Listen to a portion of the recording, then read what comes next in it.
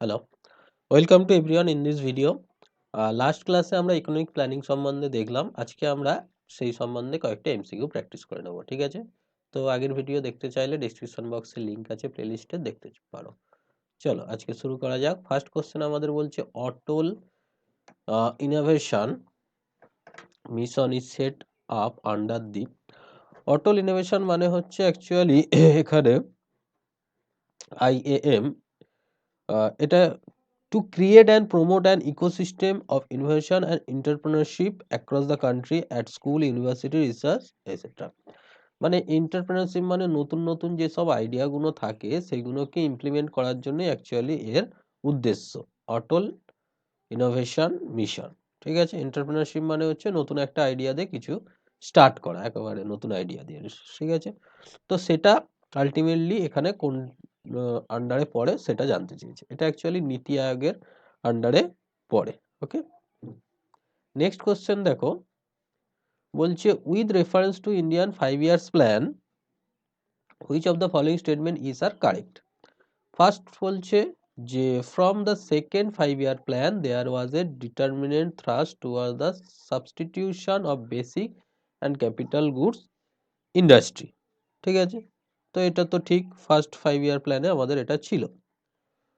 2 নম্বরে হচ্ছে আমাদের the fourth 5 year plan adopt the objective of correcting the earlier trend of increased concentration of wealth and economic power, এটাও ঠিক।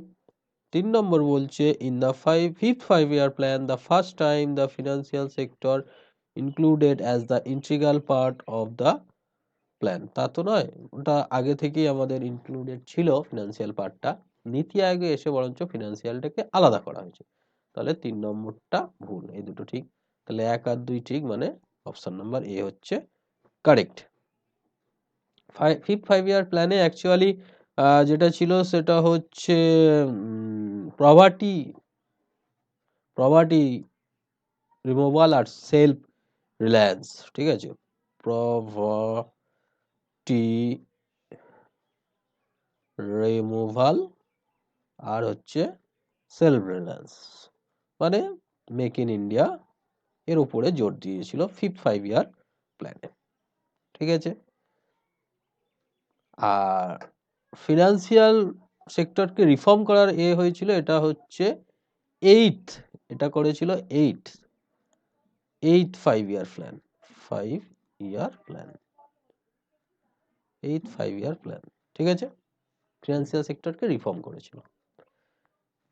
Next, the government of India has established NITI Aayog to replace of, government of India নীতি আয়োগ কে replace করেছিল actually planning কমিশনকে, right?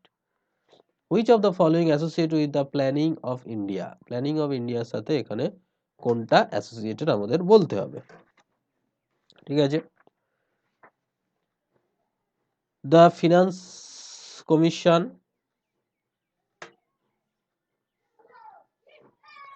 না, the national development council, the Union Minister of Rural Development, Union Minister of Urban Development, the Parliament। তাহলে 2 আর 5 হচ্ছে correct, তার মানে option number C. Next, the major objective of 12th 5 year plan, 12th 5 year plan এর major objective কি ছিল? ফাস্টার, sustainable and inclusive growth, option number D. Next, which of the following has the occur Indian after the liberalization of economic policy, 1991 এর liberalisation of economic পলিসির পরে ultimately কোনটা? Share of agriculture GDP increase, না ওটা বাড়েনি, actually এটা বেড়েছে service সেক্টরটা। শেয়ার অফ ইন্ডিয়ার export in world trade increase, হ্যাঁ এক্সপোর্ট তো বেড়েছে, এফডিআই ইনক্রিজড বেড়েছে, India's foreign exchange reserve increase, তিনটে হয়েছে, 2, 3, 4। নেক্সট, গভর্নমেন্ট অফ ইন্ডিয়া নীতি আয়োগ রিপ্লেস, তো প্ল্যানিং কমিশন, একটু আগে দেখলাম। The major objective of 12th, faster, sustainable, more exclusive. Next, in the context of Indian 5 years plan, a shift of pattern in industrialization with lower emphasis to heavy industrialization and infrastructure brings in কোন 5 year plan এ এটার করা হয়? সেটা actually 8th 5-year প্ল্যানে এটা আমাদের করা হয়েছিল হেভি ইন্ডাস্ট্রির উপরে ডিপেন্ড। আচ্ছা, ইনক্লুসিভ গ্রোথ অ্যাজ